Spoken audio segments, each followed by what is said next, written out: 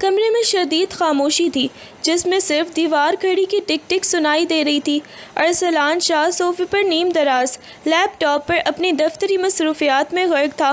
اس کی پیشانی پر بل تھے جیسے کوئی ان سلجھی ہوئی گدی اسے پریشان کر رہی ہو۔ کمرے کا دروازہ آہستہ سے کھلا اور گلناز اندر داخل ہوئی۔ اس کے ہاتھ میں ٹرے تھی جس میں چائے کا گرم پیالہ دھواں چھوڑ رہا تھا۔ وہ ڈرتے ہوئے نظریں نیچے کیے ارسلان کے قریب آئی۔ اس کی چال میں وہ پٹھانی وقار تو تھا مگر اس وقت وہ خوف سے لرز رہی تھی۔ جیسے ہی وہ میز کے قریب پہنچی ارسلان کے پاؤں کی حرکت سے ٹرے کا توازن بگڑا۔ گلناز کا ہاتھ کانپا اور پیالے سے چائے اچھل کر سیدھی ارسلان کے مہنگے جوتوں اور ٹراؤزرز پر جا گری۔ آہ! ارسلان نے ایک جھٹکے سے لیپ ٹاپ بند کیا اور غصے سے اچھل کر کھڑا ہو گیا۔ اس کی آنکھوں میں بھی آگ تھی۔ گلناز فوراً سہم کر پیچھے ہٹی۔ ٹرے فرش پر گر کر زور سے کھنکھنائی۔ وہ بدحواس ہو کر فوراً گھٹنوں کے بل ارسلان کے قدموں میں بیٹھ گئی۔ معاف کر دیں، ہم سے ایک غلطی ہو گئی، ہم ابھی صاف کر دیتے ہیں۔ گلناز کی آواز بھری ہوئی تھی اور آنکھوں میں آنسو تیر رہے تھے۔ وہ اپنی چادر کے پلو سے جلدی ارسلان کے جوتے صاف کرنے لگی۔ ارسلان نے نفرت سے اسے دیکھا جیسے وہ کوئی حقیر شے ہو۔ اس نے اپنا پیر ایک جھٹکے سے پیچھے کیا اور ٹھنڈی آواز میں بولا، تمہارے باپ نے تمہیں یہی سکھایا ہے کہ گھر میں داخل ہوتے ہی تباہی مچاؤ؟ نہیں شاہ جی، ہم بس آپ کے لیے چائے لائے تھے، وہ روتے ہوئے بولی۔ اس کے ہاتھ بھی کانپ رہے تھے۔ ارسلان نے اس کے سر پر کھڑے ہو کر اسے حقارت سے دیکھتے ہوئے کہا، چائے لائی ہو یا میری زندگی میں زہر گھولنے آئی ہو؟ اب کیا دیکھ رہی ہو؟ صاف کرو اسے، اپنے ہاتھوں سے صاف کرو، اگر اپنی ماں کی تربیت کا کوئی لحاظ باقی ہے تو۔ گلناز نے سسکیاں بھرتے ہوئے اپنے نازک ہاتھوں سے وہ گرم چائے صاف کرنا شروع کی۔ گرمی سے اس کی انگلیاں بھی سرخ ہو رہی تھیں مگر ارسلان کا دل ذرا سا بھی نہ پگھلا۔ وہ اسی طرح کھڑا اسے اپنی بے بسی پر تڑپتا دیکھتا رہا۔ گلناز! ارسلان نے اسے پکارا، یاد رکھنا تم صرف ایک بنی ہو، اس گھر کی ملازمہ بھی نہیں، بلکہ ایک ایسی سزا جو مجھے روزانہ کاٹنی پڑتی ہے۔ آئندہ کمرے میں داخل ہونے سے پہلے اپنی اوقات ضرور چیک کر لینا۔ گلناز نے سر اٹھا کر اسے دیکھا جس میں ایک انجانا سا سوال تھا، لیکن ارسلان نے اس سے نظریں چرا لیں اور اسے فرش پر چھوڑ کر باتھ روم کی طرف چلا گیا۔ پیچھے ایک ٹوٹا ہوا دل اور ایک سرد کمرہ چھوڑ گیا۔ ارسلان باتھ روم سے نکلا تو اس کا غصہ اب بھی برقرار تھا۔ اس نے توقع کی تھی کہ گلناز اب تک کمرے سے جا چکی ہوگی، لیکن وہ وہیں تھی، فرش پر بیٹھی، وہیں ٹوٹی ہوئی ٹرے کے ٹکڑوں کو سمیٹ رہی تھی۔ اس کے کندھے سسکیوں سے ہل رہے تھے۔ وہ ابھی اس صدمے میں تھی جو کچھ دیر پہلے اسے دیا گیا تھا۔ ارسلان کے قدموں کی آہٹ سن کر وہ جلدی سے کھڑی ہونے لگی، لیکن اس کا توازن درست نہیں تھا۔ ارسلان نے تیزی سے آگے بڑھ کر اس کا بازو پکڑا اور ایک زوردار دھکا دیا۔ میں نے کہا تھا نا کہ نظروں کے سامنے سے میرے ہٹ جاؤ۔ ارسلان کی آواز میں ایک درندگی سی تھی۔ دھکے کے زور سے گلناز کا جسم لرزا اور وہ پیچھے کی طرف جھکی۔ کمرے کی مدھم روشنی میں اس کے پہنے ہوئے قمیض کا گلا کچھ زیادہ ہی کشادہ تھا اور اس کے گرنے کی رفتار نے کپڑوں کی ترتیب کو مزید بگاڑ دیا تھا۔ وہ لڑکھڑا کر جب سنبھلی تو اس کا سانس اکھڑا ہوا تھا۔ شدید جذباتی کیفیت اور خوف کے مارے اس کے سینے کا نچلا حصہ بھی نمایاں ہو رہا تھا، جہاں اس کے دل کی دھڑکنیں اس قدر تیز تھیں کہ وہ واضح طور پر اوپر نیچے ہوتی ہوئی نظر آ رہی تھیں۔ ارسلان کی نظریں جو پہلے غصے سے بھری تھیں لمحے بھر کے لیے ٹھہر گئیں۔ اس نے دیکھا کہ کیسے وہ نازک سی لڑکی اپنی گھبراہٹ میں سانس لینے کے لیے بھی جدوجہد کر رہی ہے اور اس کی دھڑکنوں کا تسلسل اس کی قمیض کے کپڑے کو تیزی سے ہلا رہا ہے۔ ارسلان نے اپنی نگاہیں چرانے کی کوشش کی مگر وہ منظر اسے بے چین کر رہا تھا۔ اس نے اسے مزید ذلیل کرنے کے لیے طنزیہ انداز میں ایک قدم اور آگے بڑھایا۔ اتنی جلدی سانس پھول گئی؟ وہ اس کے قریب آ کر جھکا۔ اس کی آواز میں ایک کرخدگی تھی۔ تم جیسی پٹھانی لڑکیوں کے سینے میں تو پہاڑ جیسی ہمت ہونی چاہیے تھی، مگر تم تو ہر لمحے ڈری ہوئی ہو، جیسے یہ دھڑکنیں کسی کمزوری کا ثبوت دے رہی ہوں۔ گلناز نے اپنے ہاتھ سینے پر رکھ کر گلے کو درست کرنے کی کوشش کی۔ اس کا چہرہ شرم اور خوف سے سرخ ہو رہا تھا۔ اس کے آنسوؤں سے بھیگی ہوئی آنکھیں ارسلان کی آنکھوں میں نہیں بلکہ فرش پر ہی جمی تھیں۔ شاہ جی، ہم آپ کی بیگم ہیں، وہ کانپتی ہوئی آواز میں بولی۔ ہمیں آپ کی نظروں سے ڈر نہیں لگتا، ہمیں آپ کی اس نفرت سے ڈر لگتا ہے جو آپ ہر لمحے ہمارے لیے دکھاتے ہیں۔ آپ جتنا بھی دھکا دیں، ہم آپ کے نکاح میں ہیں، یہ حقیقت آپ کے بدلنے سے نہیں بدلے گی۔ ارسلان کے ایک پل کے لیے خاموش ہو گیا، جیسے اسے اس کے جواب کی توقع نہ ہو۔ وہ اس کے بازو کو مزید سختی سے دبا کر اسے اپنے قریب لایا۔ اس کا لہجہ اب سرگوشی میں تھا، مگر اس میں زہر گھلا ہوا تھا۔ نکاح صرف ایک کاغذ کا ٹکڑا ہے گلناز، میری زندگی میں تمہاری جگہ اس سے زیادہ کچھ نہیں ہے۔ آئندہ میرے سامنے اپنے آپ کو اس طرح ظاہر کرنے کی ضرورت نہیں ہے، ورنہ یہ دھڑکنیں تم ہی خود بند کر لو گی، کیونکہ میں انہیں سن کر مزید مشتعل ہو رہا ہوں۔ اس نے اسے ایک بار پھر جھٹکے سے چھوڑا اور صوفے پر جا کر بیٹھ گیا، جبکہ گلناز، جس کا جسم اب بھی لرز رہا تھا، وہاں سے بھاگ جانے میں ہی اپنی بہتری سمجھی۔ گلناز کمرے سے باہر نکلنے کے لیے مڑی ہی تھی کہ اندر سے اس کا چھپا ہوا اضطراب باہر آ گیا۔ وہ رک گئی اور مڑ کر ارسلان کی طرف دیکھا۔ اس کی آنکھوں میں آنسو تو تھے، مگر ساتھ ہی ایک عجیب سی ضد بھی تھی۔ شاہ جی، اس نے پکارا۔ آواز میں لرزش تھی مگر الفاظ واضح تھے۔ آپ ہمیں جتنا بھی ذلیل کر لیں، جتنا بھی دھتکار دیں، یہ سچ نہیں بدل سکتا کہ ہم آپ کی بیوی ہیں، اور ایک بیوی کا حق ہوتا ہے کہ وہ اپنے گھر میں سکون سے رہے، اپنے شوہر کی محبت پائے۔ اور وہ رکی، اس کا لہجہ دھیما ہوا۔ ہمیں آپ کے بچے کی ماں بننا ہے، ہم اپنی گود بھری ہوئی دیکھنا چاہتے ہیں۔ ارسلان کے ہاتھ جو لیپ ٹاپ پر تھے ایک لمحے کے لیے تھم گئے، پھر اس کے لبوں پر ایک شفاق سی مسکراہٹ ابھری۔ وہ اٹھ کھڑا ہوا اور گلناز کی طرف بڑھا۔ اس کے قدموں کی دھمک کمرے کی خاموشی کو چیر رہی تھی۔ بچہ، اس نے اس کے بالکل قریب آ کر دانت پیستے ہوئے کہا، تمہیں اپنی حیثیت کا اندازہ بھی ہے؟ تم یہاں میری مرضی سے نہیں، میرے خاندان کی مجبوری سے آئی ہو، ونی ہو کر۔ تم اس گھر میں میری قیدی ہو، میری بیوی نہیں۔ تم میرے لیے صرف اس انتقام کا نشان ہو جو میں تمہارے گھر والوں سے لینا چاہتا ہوں، پھر بھی ہم آپ کی بیوی ہیں۔ گلناز نے آنکھیں موند کر ہمت جمع کر کے کہا، ہمیں بچہ چاہیے ارسلان شاہ۔ یہ سننا تھا کہ ارسلان کا ضبط ٹوٹ گیا۔ اس نے ایک ہی جھٹکے میں اسے اٹھایا اور بیڈ پر پٹک دیا۔ گلناز کی چیخ کمرے میں گونجی، مگر ارسلان نے اسے سنبھلنے کا موقع نہ دیا۔ اس نے جھک کر اپنی تمام تر وحشت اور غصے کو ایک ہی جگہ جمع کیا۔ اس کے دانت گلناز کی سفید گردن پر پیوست ہو گئے۔ وہ اتنے زور سے کاٹ رہا تھا کہ گلناز کی آنکھوں سے آنسوؤں کی جھڑی لگ گئی۔ درد کی شدت سے اس کا پورا جسم اکڑ گیا، لیکن ارسلان کو رحم نہ آیا۔ اس نے اسے تڑپتے ہوئے چھوڑا نہیں، بلکہ اپنے غیظ و غضب کو اس پر نکالتا رہا۔ جب اس نے اسے چھوڑا تو گردن پر دانتوں کے گہرے نشان ابھر آئے تھے، جہاں سے ہلکا ہلکا خون رس رہا تھا۔ گلناز سسکیاں بھرتے ہوئے بیڈ پر سکڑ گئی۔ ارسلان نے اسے مزید بے بس کرنے کے لیے اس کے قریب ہوا۔ اس کی نگاہیں درندگی سے بھری ہوئی تھیں۔ اس نے اپنی انگلیاں اس کی طرف بڑھائیں اور ایک بے رحم حرکت کے ساتھ اس کی گہرائی میں اتر گیا۔ گلناز درد اور ہچکیوں کے درمیان بری طرح تڑپ اٹھی۔ اس کا جسم اس ناگوار تکلیف کے آگے بے بس تھا۔ یہ ہے میری طرف سے تمہاری ضد کا جواب۔ ارسلان نے اس کے کان کے پاس سرگوشی کی، جس میں کوئی جذبہ نہیں تھا، صرف ایک ٹھنڈی نفرت تھی۔ اب اگر تمہارا کبھی بچہ پیدا کرنے یا میری بیوی بننے کا خواب دیکھا بھی تو یاد رکھنا، میں تمہیں تڑپا تڑپا کر مار دوں گا، لیکن یہ حق کبھی نہیں دوں گا۔ وہ اسے اسی کرب کی حالت میں چھوڑ کر کمرے سے باہر نکل گیا۔ پیچھے صرف اس کی سسکیوں کی آواز اور بیڈ پر بکھری ہوئی گلناز کی خاموش چیخیں ہی رہ گئی تھیں۔ ارسلان شاہ کمرے سے باہر نکلا تو اس کا چہرہ سرخ تھا، جیسے وہ بھی کسی جنگ سے واپس آیا ہو۔ وہ ابھی برآمدے سے گزر ہی رہا تھا کہ اس کی والدہ بیگم عالیہ جو باورچی خانے سے نکل رہی تھیں، ان کی نظر گلناز پر پڑی جو کچھ لمحے بعد ہی سسکیاں بھرتی گردن پر نشانات چھپائے باہر نکلی تھی۔ بیگم عالیہ نے ایک لمحہ ضائع کیے بغیر تیزی سے آگے بڑھ کر گلناز کے لمبے گھنے بالوں کو مٹھی میں جکڑ لیا۔ گلناز درد سے اچھلی اور اس کے منہ سے ایک دبی ہوئی چیخ نکلی، اوہ ونی، میں آئی لڑکی، اپنی اوقات مت بھول۔ بیگم عالیہ نے اسے زور سے چٹکا دیا، جس سے گلناز کا سر ایک طرف کو جھک گیا۔ تیرے باپ نے میرے بیٹے کو مارا تھا، اس کی زندگی برباد کی تھی، اور اب تو یہاں اولاد کی خواہشات پال رہی ہے۔ شرم آنی چاہیے تجھے، تو صرف ایک سزا ہے جو اس گھر میں آئی ہے، بیگم بن کر نہیں بلکہ خدمت کرنے اور ذلت سہنے۔ دوبارہ ایسی ضد کی تو یاد رکھنا، میں تجھے زندہ درگور کر دوں گا۔ انہوں نے اسے ایک زوردار دھکا دیا، جس سے گلناز زمین پر گرتے گرتے بچی۔ جا اندر جا اور اپنی شکل مت دکھانا مجھے۔ گلناز روتے ہوئے واپس کمرے میں بھاگی اور دروازہ اندر سے بند کر لیا۔ وہ بیڈ کے کونے میں سمٹ کر بیٹھ گئی اور اپنے بالوں کو سہلاتے ہوئے شدت سے رونے لگی۔ اس کے آنسو اس کے زخموں پر نمک پاشی کر رہے تھے۔ وہ سوچ رہی تھی کہ کیا اس کی محبت کا یہی صلہ ہے۔ دوسری طرف ارسلان گھر سے نکل کر سیدھا اپنے دوست جلال کے ڈیرے پر پہنچا۔ وہاں کا ماحول پرسکون تھا، لیکن ارسلان کے اندر کا طوفان تھمنے کا نام ہی نہیں لے رہا تھا۔ وہ صوفے پر بیٹھ کر سر پکڑ کر جھک گیا۔ جلال نے اسے غور سے دیکھا۔ اس کے حواس باختہ انداز کو دیکھ کر وہ سمجھ گیا کہ کچھ گڑبڑ ہے۔ کیا ہوا ارسلان؟ تو ایسے لگ رہا ہے جیسے کوئی گناہ کر کے آیا ہو۔ ارسلان نے کوئی جواب نہ دیا، بس اپنی خالی نگاہیں دیوار پر ٹکا دیں۔ جلال نے کرسی کھینچی اور اس کے قریب ہو کر بیٹھ گیا۔ اس کی آواز میں سنجیدگی تھی۔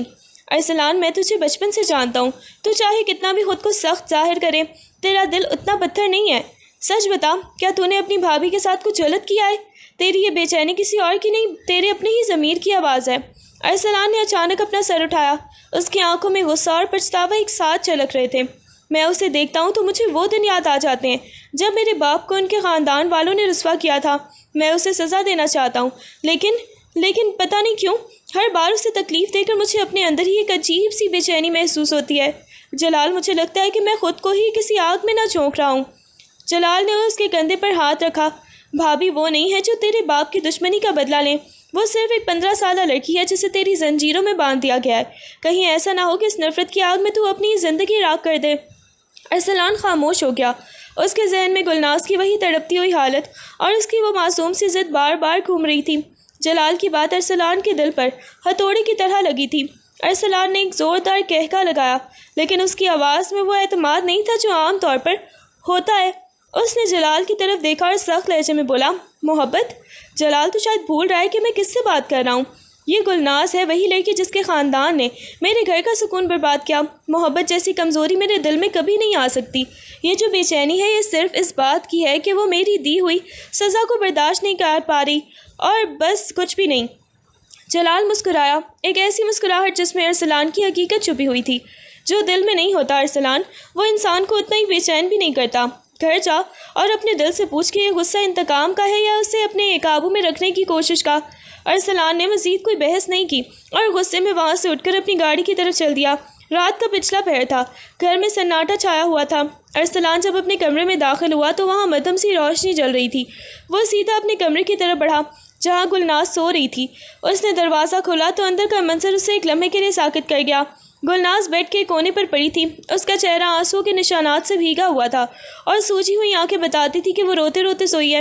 اس کی گردن پر وہی نشانات نمایاں تھے جو ارسلان نے کچھ گھنٹے پہلے ہی اپنی درندگی سے بنائے تھے۔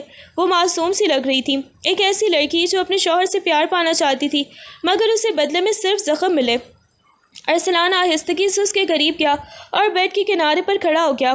وہ اسے غور سے دیکھنے لگا۔ وہ بے حد چھوٹی اور نازک معصوم سی ہو رہی تھی۔ اس کے سینے کی ہلکی ہلکی جنبش سے ظاہر تھا کہ وہ گہری نیند میں ہے، لیکن نیند میں بھی اس کے لبوں پر ایک ہلکی سی تھرتھراہٹ تھی۔ ارسلان کا ہاتھ خود بخود اوپر اٹھا جیسے وہ اس کی گردن کے ان زخموں کو چھونا چاہتا ہو، لیکن اس نے عین وقت پر اپنا ہاتھ واپس کھینچ لیا۔ اس کے اندر ایک عجیب سی جنگ جاری تھی۔ وہ اپنے آپ سے لڑ رہا تھا کہ کیا وہ واقعی اس سے نفرت کرتا ہے یا یہ نفرت صرف ایک نقاب ہے۔ وہ کچھ دیر اسے دیکھتا رہا، اس کی پرسکون لیکن دکھی صورت کو۔ پھر اس نے ایک لمبی سانس لی اور اسے وہیں چھوڑ کر خود بستر کی دوسری طرف لیٹ گیا۔ لیکن اس رات ارسلان کی آنکھوں سے بھی نیند کوسوں دور تھی۔ اس کے ذہن میں بار بار جلال کے الفاظ گونج رہے تھے، تبھی اسے درد دے کر بے چین ہوتے ہیں۔ کمرے میں سناٹا گہرا تھا، صرف گلناز کی ہلکی ہلکی سانسیں سنائی دے رہی تھیں۔ ارسلان اسے دیکھتا رہا، پھر اس کی نظریں گلناز کی گردن پر ان گہرے سرخ نشانات پر ٹک گئی جو اس نے خود بنائے تھے۔ اچانک اس کے اندر کا ضمیر جاگ اٹھا۔ وہ دبے پاؤں اپنی الماری کی طرف گیا اور وہاں سے مرہم کی ڈبی نکالی۔ وہ واپس بیڈ کے پاس آیا اور بڑی ہی احتیاط سے جیسی کوئی نازک سی چیز سنبھال رہا ہو گلناز کی گردن پر مرہم لگانا شروع کیا۔ اس کا لمس اگرچہ سرد تھا مگر گلناز کو شاید خواب میں بھی اس کی موجودگی کا احساس ہوا۔ اس نے نیم خوابی کی حالت میں ہی اپنا ہاتھ اٹھایا اور ارسلان کا ہاتھ پکڑ کر اسے اپنے گال کے نیچے رکھ لیا جیسے اسے کسی ٹھنڈی اور پرسکون پناہ گاہ کی تلاش ہو۔ ارسلان ساکت ہو گیا، اس کے دل کی دھڑکنیں بے ترتیب ہو گئیں۔ ایک لمحے کے لیے اس کے اندر کا ارسلان شاہ مر گیا اور ایک حساس انسان جاگ اٹھا۔ اس نے جھک کر گلناز کی پیشانی پر بوسہ دیا، ایک ایسا بوسہ جس میں شاید پچھتاوا بھی تھا اور ایک انکہی سی کشش بھی۔ وہ اسے چھوڑ کر خاموشی سے وہاں سے چلا گیا، اس امید کے ساتھ کہ شاید کل کچھ بدل جائے گا، مگر سورج کی پہلی کرن کے ساتھ ہی سب کچھ بدل گیا۔ اگلی صبح جب گلناز کی آنکھ کھلی تو اسے گردن پر مرہم کا احساس ہوا۔ اسے یاد آیا کہ کل رات کیا ہوا تھا۔ اس کے دل میں امید کی کرن سی جاگی۔ وہ تیار ہو کر ارسلان کے لیے ناشتہ لے کر کمرے میں آئی۔ وہ مسکرا رہی تھی، شاید اب ارسلان بدل جائے گا، لیکن جیسے ہی اس نے دروازہ کھولا ارسلان کا وہی پرانا کرخت اور سرد رویہ سامنے تھا۔ وہ آئینے کے سامنے کھڑا ٹائی سیٹ کر رہا تھا۔ اسے دیکھ کر ارسلان کی نظریں سخت ہو گئیں۔ کون تھا؟ میں نے کہا تھا کہ بغیر اجازت کمرے میں گھسنا منع ہے۔ ارسلان نے پلٹ کر اسے دیکھا۔ اس کی آنکھوں میں رات والی نرمی کا نام و نشان بھی نہیں تھا۔ گلناز تھم سی گئی۔ شاہ جی تم کیا؟ ارسلان نے اسے ٹوک دیا اور اس کے ہاتھ سے ناشتے کی ٹرے لے کر دور ٹیبل پر پٹک دی۔ میں نے کل کیا کہا تھا؟ تم میری بیگم بننے کی کوشش مت کرو۔ تم یہاں اس گھر کی ملازمہ ہو، ایک ایسی ملازمہ جس کا کام بس حکم بچا لانا ہے۔ یہ ناشتہ یہاں سے اٹھاؤ اور کچن میں جا کر ملازموں کے ساتھ بیٹھ کر کھاؤ۔ میرا کمرہ اب تمہاری پہنچ سے دور ہے۔ گلناز کے چہرے سے وہ صبح کی خوشی ایک دم غائب ہو گئی۔ اس کی آنکھوں میں آنسو آ گئے، لیکن ارسلان نے اس کی طرف دیکھے بغیر اسے کمرے سے نکل جانے کا اشارہ کیا۔ اس کا رویہ پھر سے وہی بے رحم اور صفاقانہ تھا، جیسے رات کو وہ بوسہ اور وہ مرہم کسی اور ہی ارسلان نے دیا ہو۔ ارسلان شاہ کو کسی ضروری کاروباری کام کے سلسلے میں 3 دن کے لیے دوسرے شہر جانا پڑا۔ اس کے جاتے ہی حویلی کی فضا گلناز کے لیے قید خانے سے زیادہ وحشت ناک ہو گئی۔ ارسلان کی والدہ بیگم عالیہ کو تو جیسے ایک بہانہ ہی مل گیا تھا۔ پہلی رات جب پورا گھر سو چکا تھا، بیگم عالیہ نے گلناز کو اپنے کمرے میں بلایا۔ تمہاری طبیعت بہت آرام میں لگ رہی ہے، آج رات کچن کا تمام سامان صاف کرو اور کل صبح کے ناشتے کی تیاری ابھی سے کرو۔ گلناز جو پہلے ہی دن بھر کی تھکی سے نڈھال تھی، اس نے دبے ہوئے لفظوں میں انکار کرنا چاہا، لیکن بیگم عالیہ کی سخت نگاہوں نے اسے خاموش کر دیا۔ وہ رات بھر باورچی خانے میں جھاڑو دیتی، برتن مانجتی اور آٹا گوندتی رہی۔ جب وہ ذرا سی بھی سستانے کے لیے بیٹھتی تو بیگم عالیہ یا گھر کی ملازمائیں اسے آواز دے دیتی، گلناز ابھی یہ کام باقی ہے، سو کیوں رہی ہو؟ تم یہاں کام کرنے آئی ہو، آرام کرنے نہیں۔ دوسرا دن اور بھی تکلیف دہ تھا۔ ارسلان کی عدم موجودگی میں گھر کے کاموں کا سارا بوجھ گلناز پر ڈال دیا گیا۔ وہ دھوپ میں لان کی صفائی کرتے، کپڑے دھوتی اور مہمانوں کی تواضع کرتی۔ اس کی رنگت زرد پڑ چکی تھی، آنکھوں کے گرد گہرے حلقے بن گئے تھے اور پاؤں سوج گئے تھے۔ اس کا بھرا ہوا جسم جو ارسلان کو ناپسند تھا، اب تھکن سے نڈھال ہو کر کانپ رہا تھا۔ تیسری رات بھی کچھ مختلف نہ تھی۔ جب وہ انتہائی نکاہت کی حالت میں کمرے میں آئی تو اس کے جسم کا ایک ایک جوڑ درد کر رہا تھا۔ وہ بیڈ پر گرتے ہی والی تھی کہ پھر عالیہ بیگم کی آواز آئی، گلناز باہر کا دروازہ کھلا رہ گیا ہے، اسے ٹھیک کر کے آؤ اور سارے گھر کے فرش پر پوچھا لگاؤ۔ گلناز کی آنکھوں سے آنسوؤں کی جگہ بے بسی کے قطرے ٹپکنے لگے۔ اس کی کمر سیدھی ہی نہیں ہو رہی تھی، اس کا ذہن کام کرنا چھوڑ چکا تھا۔ وہ ایک زندہ لاش بن کر رہ گئی تھی۔ حویلی کے پرشکوہ کمرے اسے اب ڈرا رہے تھے۔ اسے ارسلان کی یاد آ رہی تھی، اگرچہ وہ اس کے ساتھ برا کرتا تھا، لیکن اس کے سامنے آنے سے باقی سب ڈرتے تھے۔ لیکن اب تو وہ حویلی کے ہر فرد کے لیے ایک کھلونا بن چکی تھی جسے وہ جی بھر کر نچوڑ رہے تھے۔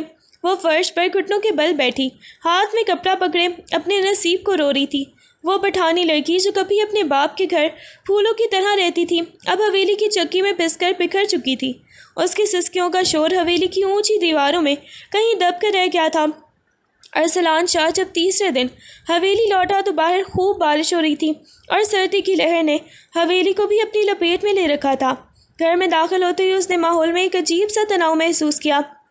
جب وہ اپنے کمرے کی طرف گیا تو اس نے دیکھا کہ گلناز فرش پر بیٹھی ایک کپڑے کو زمین سے صاف کر رہی تھی۔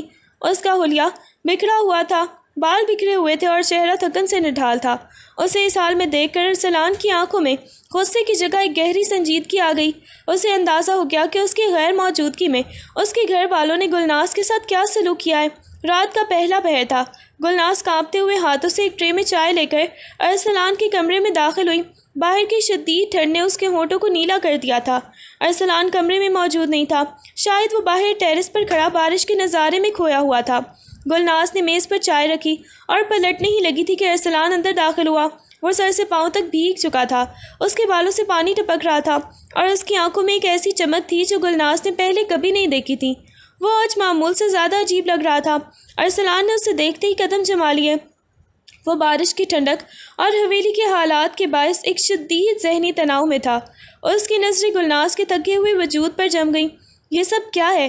ارسلان نے اپنی بھیگی ہوئی قمیض اتارتے ہوئے دبی آواز میں پوچھا۔ گلناز کچھ نہ بولی، بس سر جھکا لیا۔ ارسلان اس کے قریب آیا۔ اس کی بھیگی ہوئی خوشبو اور سردی کی شدت نے کمرے کا درجہ حرارت بدل دیا تھا۔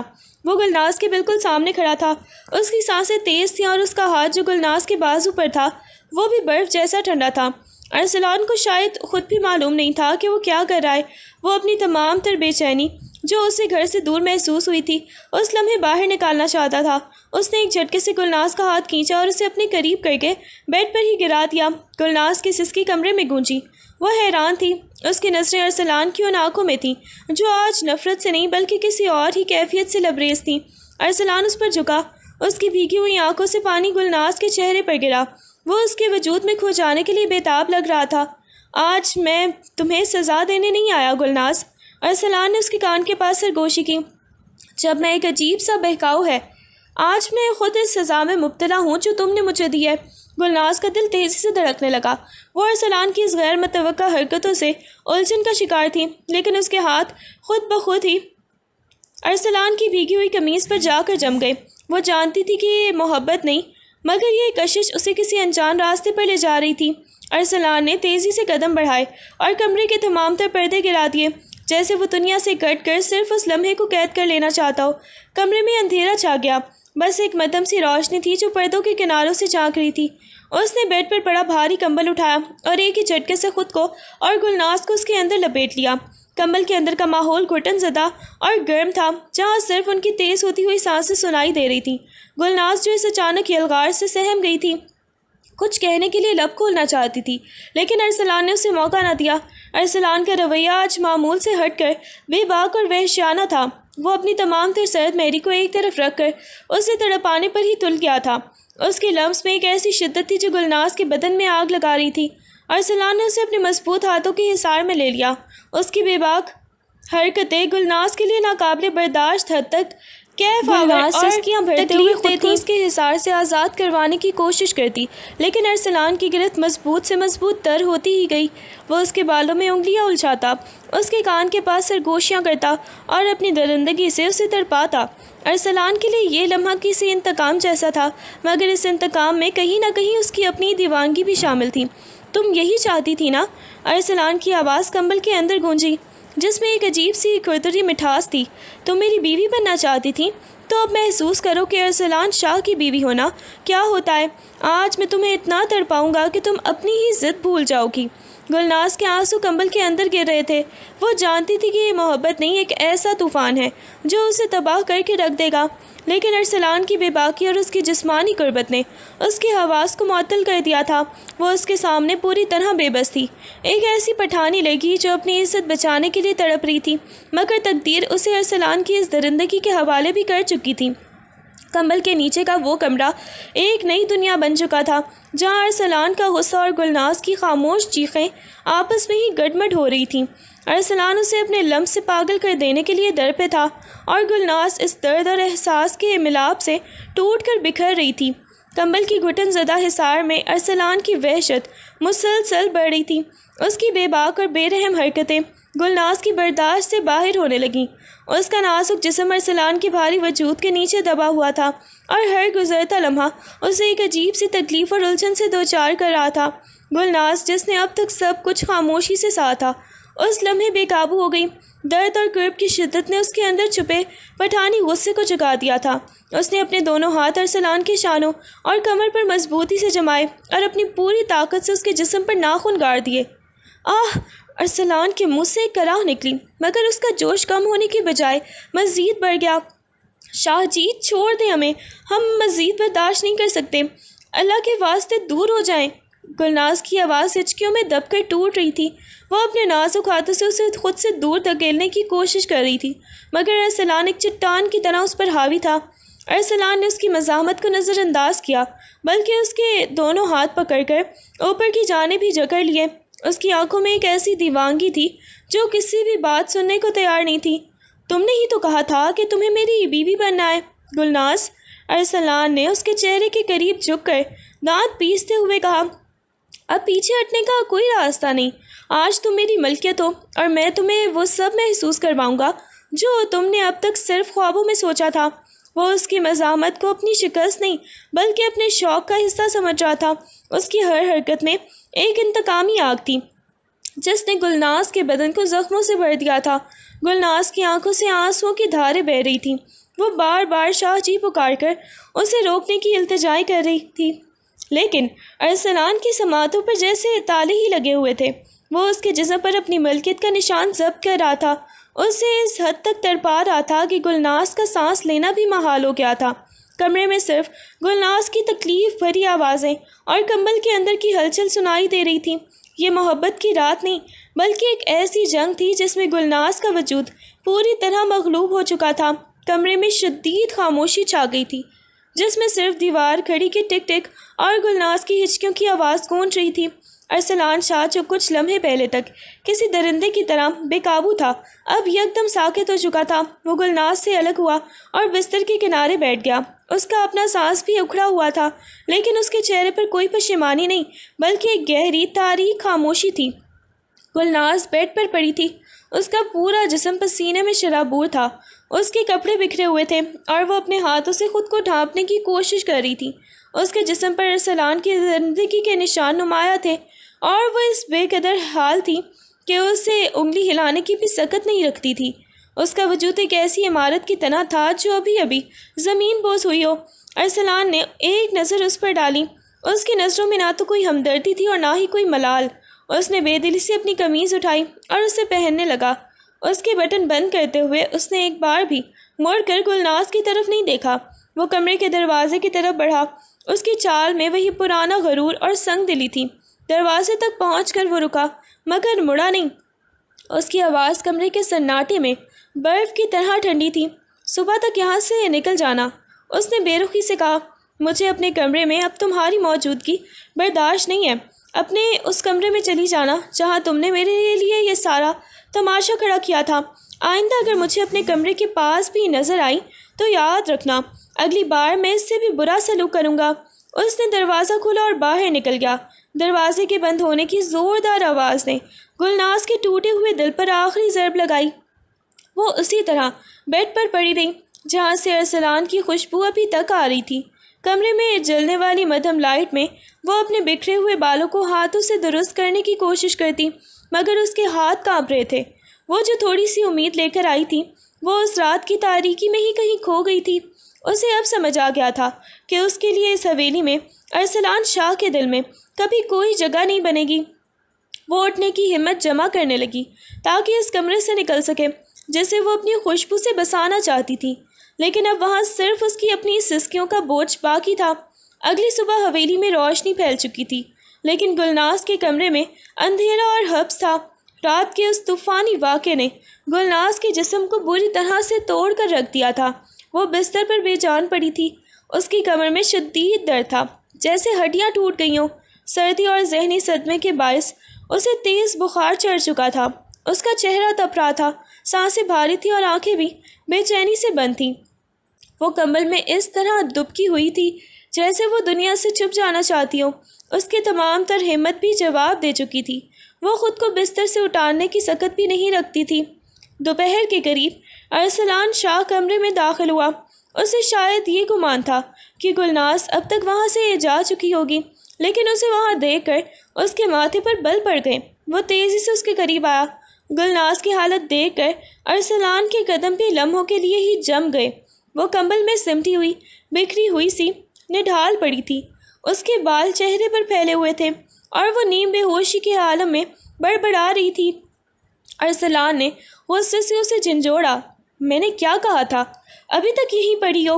کیا تمہیں زبان سمجھ نہیں آتی یا میری باتوں کو مذاق سمجھ رکھا ہے؟ گلناز نے مشکل سے اپنی آنکھیں کھولیں، اس کی آنکھیں بخار کی شدت سے سرخ تھیں۔ اس نے ارسلان کی طرف دیکھا، لیکن اس کی نظروں میں کوئی شکایت نہیں، صرف ایک گہری بے بسی تھی۔ اس نے کچھ بولنا چاہا، مگر اس کے خشک ہونٹوں سے صرف ایک دبی سی سسکی ہی نکلی۔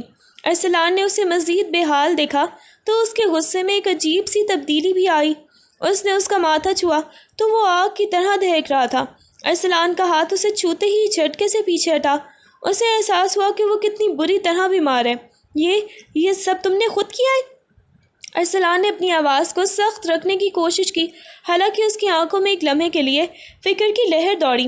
اپنی ضد کی وجہ سے تم بیمار پڑ گئی ہو اور اب اس کا الزام مجھ پر مت لگانا۔ گلناز نے کمبل کو تھوڑا اور مضبوطی سے پکڑ لیا اور کروٹ لے لی۔ اس کی کمر میں درد کی ایک لہر دوڑی تو وہ درد سے کرا اٹھی۔ ارسلان اس کے سر پر کھڑا رہا، وہ اسے دیکھ رہا تھا۔ اس کا ضمیر اسے ملامت کر رہا تھا، مگر اس کی انا اسے کچھ بھی کرنے سے روک رہی تھی۔ وہ اسے بستر پر اس حالت میں چھوڑ کر مڑا، مگر باہر نکلتے ہوئے اس کے قدم بوجھل تھے۔ ارسلان کمرے سے باہر تو نکلا، لیکن اس کے قدم ڈگمگا رہے تھے۔ اسے بار بار گلناز کی وہ نڈھال سی صورت اور بخار میں تپتا ہوا جسم یاد آ رہا تھا۔ وہ حویلی کے برآمدے میں کچھ دیر رک کر اپنی انا اور ضمیر کی جنگ لڑتا رہا۔ آخر کار اس نے گہری سانس لی اور واپس اسی کمرے میں داخل ہوا۔ وہ بیڈ کے پاس پہنچا جہاں گلناز اب نیم غنودگی میں کراہ رہی تھی۔ ارسلان نے کوئی بحث نہیں کی، نہ ہی کوئی طنزیہ جملہ کہا۔ اس نے ایک ہی جھٹکے سے کمبل سمیٹ کر گلناز کو اپنی مضبوط باہوں میں اٹھا لیا۔ گلناز نے ہلکی سی جنبش کی جیسے وہ کسی خواب میں ہو۔ اس نے اپنا سر ارسلان کے سینے پر ٹکایا۔ ارسلان کے دل کی دھڑکنوں کی تیز رفتار اسے محسوس ہو رہی تھی۔ وہ اسے لے کر حویلی کے پچھلے حصے میں واقع اس چھوٹے سے کمرے کی طرف بڑھا جو گلناز کے لیے مخصوص کیا گیا تھا۔ راستے میں گھر کے کچھ ملازمین نے انہیں دیکھا تو وہ حیران رہ گئے، لیکن ارسلان کی آنکھوں میں اتنا جلال تھا کہ کسی کی بھی ہمت نہ ہوئی کہ وہ کچھ بھی بول سکے۔ کمرے میں پہنچ کر ارسلان نے اسے احتیاط سے بیڈ پر لٹا دیا۔ اس کا کمرہ حویلی کے باقی حصوں کی نسبت چھوٹا اور سادہ تھا، لیکن وہاں کی فضا میں خاموشی تھی۔ ارسلان نے اسے بستر پر لٹانے کے بعد کمبل کو اس کے جسم پر ٹھیک کیا۔ اس کی نظریں گلناز کے چہرے پر ہی جم گئیں۔ وہ اس قدر کمزور لگ رہی تھی کہ ارسلان کا دل ایک لمحے کے لیے زور سے دھڑکا۔ اس نے اپنا ہاتھ گلناز کی پیشانی پر رکھا۔ بخار اب بھی خطرناک حد تک تیز تھا۔ تم اتنی ضدی کیوں ہو گلناز؟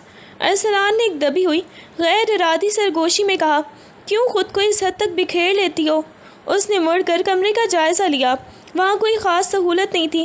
ارسلان نے کمرے سے باہر نکل کر آواز دی، کوئی ہے؟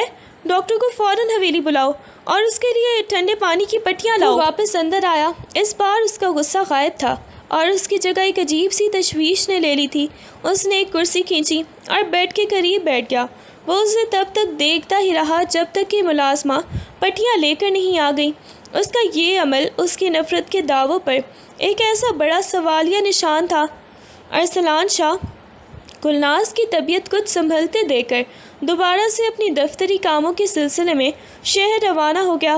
وہ جاتے ہوئے ملازموں کو سخت ہدایت کر کے گیا تھا کہ گلناز کا خیال رکھا جائے، مگر جیسے ہی اس کی گاڑی حویلی کے گیٹ سے باہر نکلی، حویلی کے حالات ہی بدل گئے۔ بیگم عالیہ جو تب سے ارسلان کے اس رویے پر آگ بگولا تھی، سیدھی گلناز کے کمرے میں دھاوا بول گئیں۔ گلناز جو بھی نیم بے ہوشی کے عالم میں تھی، بیگم عالیہ کو دیکھ کر سہم سی گئی تو ارسلان کو اپنی اداؤں سے پھنسا کر میرے بیٹے کے کمرے تک پہنچ گئی تھی۔ بیگم عالیہ نے اس کے بال پکڑ کر اسے بیڈ سے نیچے گھسیٹا۔ گلناز چیخ اٹھی۔ اس کی کمر کا درد شدت اختیار کر گیا، مگر بیگم عالیہ کو ذرا بھی رحم نہ آیا۔ انہوں نے اسے ٹھوکر مار کر فرش پر گرایا۔ تجھے کیا لگا میری موجودگی میں تو ارسلان کو اپنی مٹھی میں کر لے گی؟ تو صرف ایک ونی ہے، اور ونی کا کام نوکرانیوں کی طرح رگڑ رگڑ کر مرنا ہے۔ گلناز فرش پر پڑی رو رہی تھی۔ وہ بے بس تھی۔ بیگم عالیہ نے اپنی جیب سے ایک چھوٹی سی شیشی نکالی۔ یہ کسی حکیم یا جادوگرنی سے حاصل کردہ وہ زہریلی دوا تھی جو بانجھ پن کا باعث بنتی تھی۔ تجھے ماں بننے کا شوق بہت ہے نا؟ بیگم عالیہ کی آواز میں شیطانیت تھی۔ انہوں نے گلناز کے جبڑے کو سختی سے پکڑا اور اس کا منہ کھول کر زبردستی وہ کڑوی اور بدبودار دوا اس کے حلق میں ہی انڈیل دی۔ یہ پی اور اب اپنے اس منحوس خواب کو ہمیشہ کے لیے دفن کر دے۔ جب تک میں زندہ ہوں اس حویلی میں تیرے پیٹ سے کوئی بھی اولاد جنم نہیں لے گی۔ گلناز نے اسے تھوکنے کی کوشش کی، مگر بیگم عالیہ نے اس کا منہ بند کر دیا۔ وہ زہر اس کے اندر ہی اتر گیا اور اس کے ساتھ ہی گلناز کے وہ سارے سپنے راکھ ہو گئے جو وہ ارسلان کے بچے کی ماں بننے کے لیے دیکھتی تھی۔ بیگم عالیہ نے اسے اسی حال میں فرش پر چھوڑ دیا اور دروازہ باہر سے بند کر دیا۔ گلناز کو ایسا لگا جیسے اس کے پیٹ میں کوئی آگ سلگ اٹھی ہو۔ وہ تڑپتی رہی، چیختی رہی، مگر حویلی کی دیواریں اس کی فریاد سننے والی نہ تھیں۔ وہ اس وقت اپنی موت کے انتظار میں تھی۔ اس کے جسم کی تکلیف سے زیادہ اس کے دل کا یہ زخم گہرا تھا کہ وہ اب کبھی بھی ماں نہیں بن سکے گی۔ حویلی کی خاموشی میں اس کی سسکیاں ایک ایسی داستان بن گئی جو شاید اب کبھی بھی کسی بھی تک پہنچ نہیں پائے گا۔ ارسلان شاہ واپس آ چکا تھا۔ حویلی میں اب گلناز کا رویہ مکمل طور پر بدل چکا تھا۔ وہ اب ارسلان سے نظریں ملانے سے بھی کتراتی اور کمرے میں داخل ہوتے ہی نظریں جھکا کر اپنی پناہ ڈھونڈتی۔ اس کے اندر کا خوف اور بیگم عالیہ کی دی ہوئی دوا کا دکھ اسے اندر ہی اندر کھا رہا تھا۔ وہ ایک ایسی لڑکی بن چکی تھی جس کی آنکھوں سے زندگی کی چمک ہی چھین لی گئی ہو۔ ایک سرد رات ارسلان اپنے کمرے میں کھڑکی کے پاس بیٹھا کچھ سوچ رہا تھا۔ باہر یخ بستا ہوا چل رہی تھی۔ گلناز نے دروازے پر دستک دی۔ ہاتھ میں کافی کا مگ تھا جس سے اٹھتا ہوا دھواں کمرے کی سردی کو کاٹ رہا تھا۔ وہ نظریں جھکائے میز پر ہی مگ رکھنے کے لیے آگے بڑھی۔ ارسلان نے اس کی طرف دیکھا۔ اس کی جھکی ہوئی پلکیں اور چہرے پر چھائی اداسی اسے عجیب سی کوفت میں مبتلا کر رہی تھی۔ جیسے ہی وہ پلٹنے لگی، ارسلان نے تیزی سے اپنا ہاتھ بڑھایا اور اس کی کلائی پکڑ کر ایک زوردار جھٹکے سے اسے اپنی طرف کھینچا۔ گلناز کا توازن بگڑا اور وہ ارسلان کی گود میں جا گری۔ گلناز خوف سے کانپ اٹھی۔ اس کا جسم سخت ہو گیا۔ وہ وہاں سے اٹھنے کے لیے تڑپنے لگی، مگر ارسلان کی مضبوط گرفت نے اسے جکڑ لیا تھا۔ ارسلان نے اپنا چہرہ اس کے کان کے پاس کیا۔ اس کی گرم سانسیں گلناز کی گردن پر محسوس ہو رہی تھیں۔ اس کی آواز میں ایک ایسی پراسرار اور خطرناک گہرائی تھی جو گلناز کے جسم میں سنسنی دوڑ گئی تھی۔ اتنی گھبرا کیوں رہی ہو؟ ارسلان نے دھیمی اور بھاری آواز میں سرگوشی کی۔ اس نے اپنے ہاتھ سے گلناز کے پیٹ کے نچلے حصے پر ایک ہلکا سا دباؤ ڈالا۔ آج کل بہت خاموش ہو گئی ہو، نظریں بھی نہیں ملاتی۔ کیا ہوا؟ کیا تمہیں نیچے کچھ محسوس ہوا؟ کوئی ہلچل یا کوئی ایسی تکلیف جو تم مجھ سے چھپا رہی ہو؟ ارسلان کی یہ بات سن کر گلناز کا چہرہ زرد پڑ گیا۔ اسے لگا جیسے ارسلان اس کے اندر کے اس زہر کو، اس بانجھ پن کو یا اس کے ٹوٹے ہوئے خوابوں کو جان گیا ہو۔ اس کا دل تیزی سے دھڑکنے لگا۔ وہ کیا کہتی کہ اس کی ماں نے اسے وہ دوا پلا دی ہے جس نے اسے ماں بننے کے قابل نہیں چھوڑا۔ شاہ جی ہمیں چھوڑ دیں، اس نے پھٹی ہوئی آواز میں التجا کی۔ ارسلان نے اس کی کلائی مزید زور سے دبائی اور مسکراتے ہوئے بولا، اتنی جلدی کیا ہے؟ کافی کی یہ گرمائش تو ابھی شروع ہوئی ہے۔ اب تم تو ماں بننے کا خواب دیکھتی تھی نا؟ بتاؤ اب کیا محسوس ہو رہا ہے تمہیں؟ اس کا لہجہ طنزیہ تھا، مگر اس کی آنکھوں میں ایک ایسی وحشت تھی جو گلناز کو مزید گہرائیوں میں دھکیل رہی تھی۔ گلناز کو لگا کہ یہ رات اسے کسی بڑی آزمائش میں ڈالنے والی ہے۔ ارسلان کے سوال نے گلناز کے وجود میں زلزلہ برپا کر دیا۔ وہ اس کی گود میں بیٹھی تھی، مگر اس کا وجود ایک پتھر کی مانند ساکت ہو چکا تھا۔ ارسلان کے ہاتھ کا دباؤ اس کے پیٹ پر تھا جو اسے یہ احساس دلا رہا تھا کہ وہ ایک ایسی زمین ہے جسے بنجر کر دیا گیا ہے۔ ارسلان نے اس کے چہرے کو اپنے ہاتھ کی گرفت میں لیا اور زبردستی اوپر اٹھایا تاکہ وہ اس کی آنکھوں میں دیکھ سکے۔ اس کی آنکھوں میں وہی پرانی درندگی اور ایک غیر معمولی ضد تھی۔ جواب تو مجھے۔ ارسلان کی آواز گرجدار تھی، مگر اس کے قریب آ کر وہ پھر سرگوشی میں بدل گئی۔ اتنا وقت گزر چکا ہے مگر تم ابھی تک پریگننٹ کیوں نہیں ہوئی؟ مجھے وارث چاہیے، مجھے اپنی نسل آگے بڑھانی ہے، اور تم اپنی اس کمزوری سے مجھے مزید مشتعل کر رہی ہو۔ گلناز کی آنکھوں سے آنسو بہنے لگے۔ وہ کیسے بتاتی کہ اس کی ماں نے اسے اولاد کی نعمت سے محروم کر دیا ہے؟ وہ سسکیاں بھرتے ہوئے بولی، شاہ جی ہم مجبور ہیں، یہ ہمارے بس میں نہیں ہے، یہ تو اللہ کا کرم ہوتا ہے۔ ارسلان نے اس کی بات کا کوئی اثر نہ لیا۔ اسے صرف اپنی انا اور خواہش کا دکھ تھا۔ وہ اس کی بے بسی پر ہنسنے لگا، ایک ایسی ہنسی جس میں کوئی بھی ہمدردی نہیں تھی۔ اس نے اپنے چہرے کو گلناز کے مزید قریب کیا، یہاں تک کہ اس کی سانسیں گلناز کے چہرے کو چھونے لگیں۔ وہ گلناز کے کان کے پاس آیا اور ایک لمحے کے بعد خاموشی سے اس سے اپنے دانتوں سے گلناز کی کان کی لو کو زور سے کاٹ لیا۔ گلناز کے منہ سے درد کی ایک چیخ نکلی، مگر ارسلان کی گرفت اتنی سخت تھی کہ وہ وہاں سے ہل بھی نہ سکتی تھی۔ درد کی شدت نے اسے ہلا کر رکھ دیا۔ اس کے کان سے خون کی ہلکی سی لکیر بہنے لگی۔ اگر تم نے مجھے بچہ نہیں دیا گلناز، ارسلان نے کاٹتے ہوئے دانتوں میں دبی ہوئی آواز میں کہا، تو یاد رکھنا یہ درد تو صرف آغاز ہے۔ میں تمہاری اس خاموشی اور اس بانجھ پن کا انتقام تم سے اس طرح لوں گا کہ تم موت کی دعا مانگو گی۔ مجھے بچہ چاہیے، چاہے کسی بھی قیمت پر۔ اس نے ایک زوردار جھٹکے سے گود سے اتار کر فرش پر گرا دیا۔ گلناز درد سے کراتی ہوئی وہیں پڑی رہی، جبکہ ارسلان اپنے کمرے میں ٹہلنے لگا۔ اس کی نظریں گلناز پر جمی تھی، جیسے وہ اسے کوئی چیز سمجھ رہا ہو جو اپنا کام پورا نہیں کر پا رہی تھی۔ گلناز فرش پر پڑی درد سے کرا رہی تھی۔ اس کے کان سے بہتا ہوا خون اس کے کندھے کو سرخ کر رہا تھا۔ اسے ایسا محسوس ہو رہا تھا جیسے اس کا وجود اب باقی ہی نہیں رہا۔ ارسلان جو کمرے کے درمیان میں کھڑا اسے حقارت سے دیکھ رہا تھا، اچانک رک گیا۔ اس کے چہرے کے تاثرات ایک دم بدل گئے، جس میں غصے کی جگہ وہ ایک شانہ خواہش نے لے لی تھی۔ اگر ابھی تک تم حاملہ نہیں ہوئی تو اس کا مطلب ہے کہ ہم نے کوشش میں کوئی کمی چھوڑی ہے، ارسلان نے سرد لہجے میں کہا۔ وہ اس کی طرف بڑھا۔ اس کی آنکھوں میں ایک ایسی چمک تھی جس نے گلناز کے جسم میں کپکپی دوڑا دی۔ پھر ٹرائی کرتے ہیں، اس نے ایک بے رحم اور آمرانہ انداز میں کہا۔ گلناز نے سہم کر اپنی آنکھیں بند کر لی اور پیچھے کی طرف جھکنے لگی۔ نہیں شاہ جی پلیز، ہم نہیں کر سکتے، ہمیں تکلیف ہو رہی ہے۔ ارسلان نے اس کی التجا کو ہوا میں اڑا دیا۔ اس نے ایک ہی جھٹکے میں اپنی شرٹ کے بٹن توڑے اور اسے اتار کر بیڈ کی طرف اچھال دیا۔ اس کا سینہ غصے اور ہیجان سے تیزی سے اوپر نیچے ہو رہا تھا۔ وہ ایک درندے کی طرح گلناز کی طرف جھکا۔ تمہاری تکلیف سے مجھے کوئی غرض نہیں گلناز، مجھے صرف اپنا مقصد چاہیے۔ اس نے اسے بازوؤں سے پکڑ کر فرش سے اٹھایا اور بیڈ پر پٹخ دیا۔ وہ اس کے اوپر حاوی ہو گیا۔ اس کی آنکھوں میں کوئی جذبہ نہیں تھا، صرف ایک اندھی ضد تھی۔ گلناز کے لیے یہ لمحہ کسی قیامت سے کم نہیں تھا۔ وہ جانتی تھی کہ اس کی ماں کا دیا ہوا زہر اس کے جسم کو بنجر کر چکا ہے اور ارسلان کی یہ وحشت اس زہر کو مزید پھیلائے گی۔ ارسلان کی بے باک اور جارحانہ حرکتیں شروع ہو چکی تھیں۔ کمرے کا ماحول اس کی ہوس اور گلناز کی بے بسی سے بوجھل ہو گیا تھا۔ وہ اسے تڑپاتا رہا، اس کے زخموں کی پرواہ کیے بغیر، جیسے وہ اسے ایک ایسی مشین کو ٹھیک کرنے کی کوشش کر رہا ہو جو ہمیشہ کے لیے خراب ہو چکی تھی۔ گلناز کے آنسو اس کی قمیض کو بھگو رہے تھے، مگر ارسلان کی درندگی میں کوئی بھی کمی نہیں آ رہی تھی۔ وہ اسے اس حد تک مجبور کر رہا تھا کہ اس کا ہر ایک سانس درد بن کر ابھر رہا تھا۔ اس پوری رات ارسلان کی یہ کوشش گلناز کی روح کو چکنا چور کرتی رہی، جبکہ وہ خود اس بے گناہ لڑکی کی چیخوں میں اپنی انا کی تسکین تلاش کرتا رہا۔